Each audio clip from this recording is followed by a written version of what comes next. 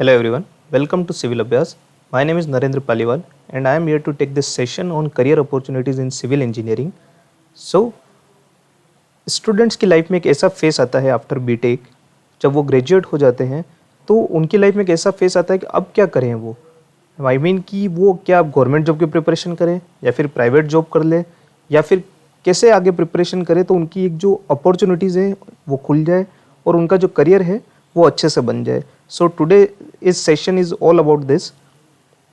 So before starting that, I would like to continue with the definition of civil engineering. So civil engineering is a professional engineering discipline that deals with the design, construction and maintenance of physical and naturally built environment, including public work such as roads, bridges, canals, dams, airport, sewage system, pipeline, structural component of building and railway.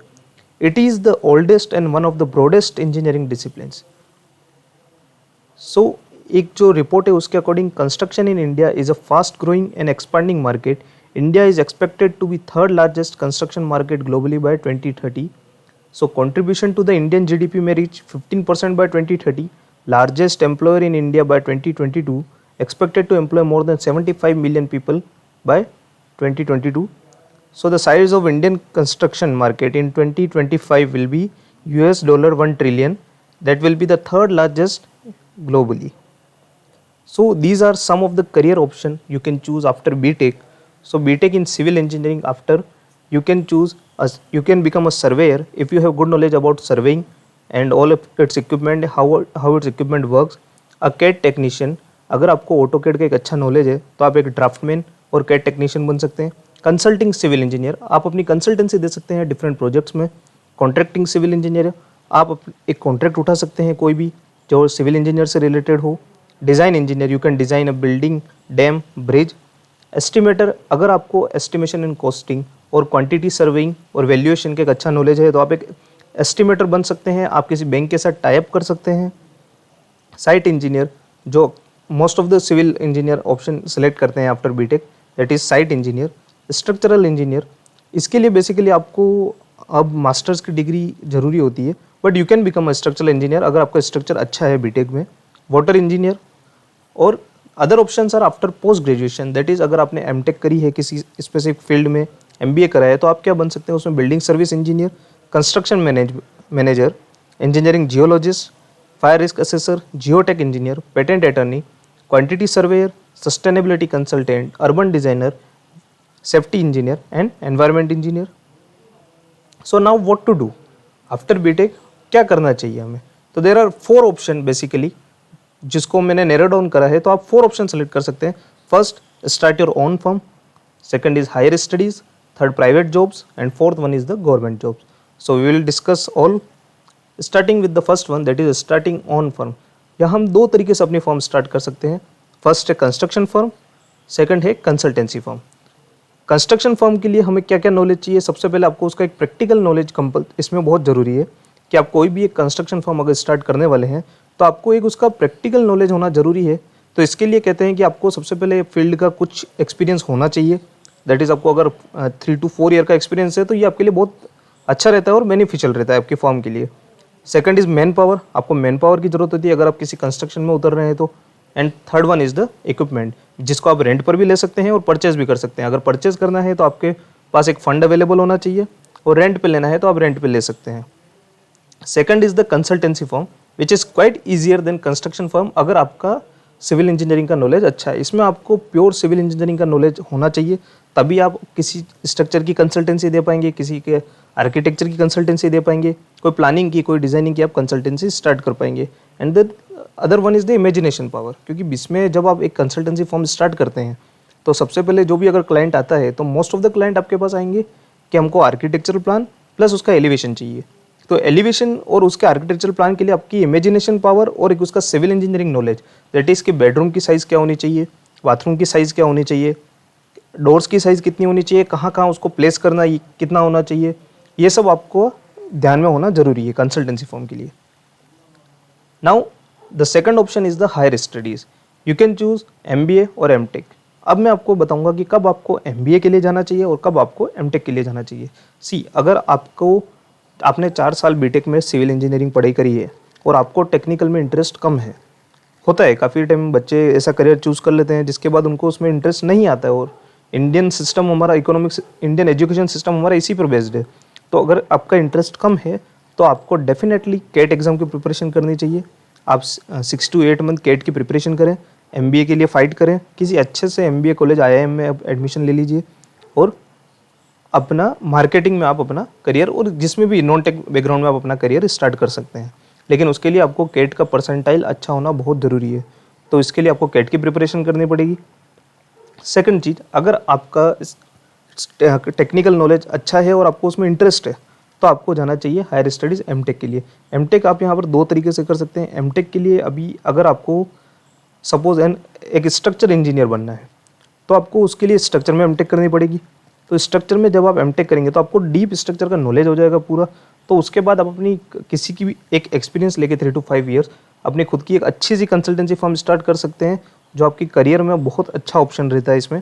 दूसरा ये रहता है कि अगर आपको as a teaching में जाना है और एज अ रिसर्च स्कॉलर की तरह जाना है तो आपको एमटेक करनी होती है। उसके बाद आप पीएचडी के लिए एनरोल कर सकते हैं। तो मेरा ऑप्शन यही है कि आप सबसे पहले 6 to 8 मंथ गेट की प्रिपरेशन करें, बिकॉज गेट के थ्रू ही आपको कोई अच्छा कॉलेज मिल पाएगा। गेट की प्रिपरेशन करें, एक अच्छा स्कोर लाएं, उसके बाद कोई भी आईआईटीज़ एनआईटीज़ आप ज्वाइन करें, ठीक है। और एमटेक में कोई एक गलती ना करें कि कोई भी ब्रांच ले ली। अगर आपको करियर आपका अच्छे से बनाना है तो आप सबसे पहले वही ब्रांच चूज़ करें जिसमें आपका इंटरेस्ट है। लाइक अगर आपको कंस्ट्रक्शन मैनेजमेंट चूज़ करनी है तो आपको इंफ्रास्ट्रक्चर इंजीनियरिंग एंड मैनेजमेंट के जो कॉलेजेस हैं उन्हीं को आपको सेलेक्ट करना है, ना कि आप स्ट्रक्चर में एमटेक कर लें। जो गलती, अगर आप ये स्ट्रक्चर में एमटेक कर लेंगे तो ये आपके 2 साल वेस्ट होंगे, क्योंकि आपका इसमें इंटरेस्ट नहीं आएगा। आपकी एमटेक भले ही हो जाएगी लेकिन आपका स्ट्रक्चर में इंटरेस्ट नहीं डेवलप होगा, तो आपकी पूरी लाइफ एक रिस्क पर आ जाएगी। सो माय ऑप्शन इज़ कि आप गेट के लिए अच्छे से प्रिपेयर करें, अच्छे से कॉलेज सेलेक्ट करें, उसके बाद आप एमटेक के लिए एनरोल करें। थर्ड वन इज़ द, जो मोस्ट सिविल इंजीनियर और मोस्टली पेरेंट्स जिनके होते हैं, सबके पेरेंट्स यही चाहते हैं कि आप गवर्नमेंट जॉब में जाए। तो गवर्नमेंट जॉब्स में क्या क्या हो सकते हैं मैं आपको बता देता हूँ। देखिए, गवर्नमेंट जॉब्स की सबसे पहली चीज़ ये होती है कि डिटर्मिनेशन। आपको डिटरमाइन होना पड़ेगा। आपको 7 to 8 मंथ और मे बी 4 to 5 ईयर आपको इसके लिए देने पड़ेंगे। तो इसके लिए आपको एक बहुत ही डिटर्मिनिस्टिक होना ज़रूरी है इसमें लिए। तो इसमें सबसे पहला ऑप्शन है आपके पास यूपीएससी। यूपीएससी के लिए आप जा सकते हैं आईएएस। इसमें जो पोस्ट होती है वो आईईएस की होती है, जो मोस्टली निकलती है, एवरी ईयर इसकी वैकेंसीज आती है। तो ये one of the toughest exam भी बोला जाता है यूपीएससी का। तो अगर आप इसके लिए प्रिपेयर करते हैं तो ये ए ग्रेड की जॉब है, बहुत अच्छी जॉब है ये, अगर आप लेना चाहते हैं तो। पर इसके लिए प्रिपरेशन बहुत अच्छी चाहिए आपकी। इससे थोड़ा लेवल डाउन आते हैं तो हमारे पास आती है एसएससी की एग्ज़ाम, जिसमें जेईएन की हर एवरी ईयर वैकेंसीज आती हैं सेंट्रल लेवल पर, हर साल इसका एग्ज़ाम होता है। तो इसके लिए भी आप प्रिपेयर कर सकते हैं। ये कंपेरेटिवली इजी पड़ता है यूपीएससी के कंपेयर में। थर्ड ऑप्शन आता है आपके पास स्टेट पीएससी, जिसमें डिफरेंट एईएन की भी वैकेंसीज आती है और जेईएन की भी वैकेंसीज आती है। तो आप उसके लिए उसके अकॉर्डिंग पढ़ाई कर सकते हैं। लेकिन इसके लिए अगर आप यूपीएससी के लिए अगर आप जा रहे हैं तो मैं आपको यही सजेस्ट करूँगा कि आपको एक अच्छी सी कोचिंग सेलेक्ट करें, लाइक मेडिजी। आप वहाँ जा सकते हैं, क्योंकि वहाँ आपके कुछ कंसेप्ट जो रह गए होंगे कॉलेज में, जो आप क्लियर नहीं कर पाए, वो आप वहाँ क्लियर कर पाएंगे। और आप सबसे बड़ी चीज़ कि एग्ज़ाम में क्या आता है वो समझना बहुत ज़रूरी है। कोई भी एग्ज़ाम देने से पहले आपको ये पता होना चाहिए कि इस एग्ज़ाम में किस टाइप के क्वेश्चन आते हैं और क्या क्या पूछा जाता है, तभी आप एग्ज़ाम क्लियर कर पाएंगे। Next is the private jobs. अब प्राइवेट जॉब्स में हमने अक्सर एक चीज़ देखी है कि लोगों को प्राइवेट जॉब मिलती नहीं है, फिर मिलती है तो बहुत कम सैलरी पे वो लोग देने को तैयार होते हैं। सो उसके लिए आपको क्या करना है, हाउ टू इम्प्रूव दैट। सबसे पहले आपको एक स्किल चाहिए, यू नीड ए स्किल। आप अपनी एक स्किल इंप्रूव करें। आप 10 जगह पर हाथ मारेंगे कुछ नहीं होगा। आप, मैं कह रहा हूँ, आप एक रेविट पकड़ लीजिए, एक सॉफ्टवेयर लीजिए, उस रेविट को आप पूरा सीख लीजिए। अगर आपको रेविट पूरा आ गया तो मार्केट में आपके लिए जॉब ऑटोमेटिकली अवेलेबल हो जाएगी। You just need to explore yourself. आप जस्ट एक सॉफ्टवेयर भी सीखिए बट उसको पूरा सीखिए तो आपको जॉब मिल जाएगी। इंस्पाइट ऑफ दैट कि आप ऑटोकैड भी आधा सीखे, रेविट भी आधा सीखे, 2-4 सॉफ्टवेयर आपने आधे आधे कर लिए, उन सब का कोई सेंस नहीं होता है। अभी की जो रिक्वायरमेंट है वहाँ पर आपको स्किल चाहिए। तो स्किल के लिए आपको सबसे पहले कोई भी एक सॉफ्टवेयर पकड़ लीजिए और उसको पूरे ढंग से सीखिए। सिविल इंजीनियरिंग की मैंने डेफिनेशन में बोला था, it is the broadest engineering discipline. It means कि यहाँ पर अगर आपने अब सब्जेक्ट गौर करे हों आपके, तो आपके 30 to 35 सब्जेक्ट ऐसे हैं अलोन, जिसमें से आप किसी भी सब्जेक्ट को पकड़ कर अगर उसमें अच्छे से उसको स्टडी करते हैं तो आपको उसमें जॉब मिलने के पूरे चांसेस है। लाइक अगर मैं अभी की रिक्वायरमेंट बोलूँ तो अगर मैं सर्वेयर की बात करता हूँ तो आज बहुत कम सर्वेयर अवेलेबल है। तो ये एक अपॉर्चुनिटी है कि आप सर्वेइंग को अच्छे से स्टडी करें तो आपके लिए जॉब ऑटोमेटिकली अवेलेबल हो जाएगी।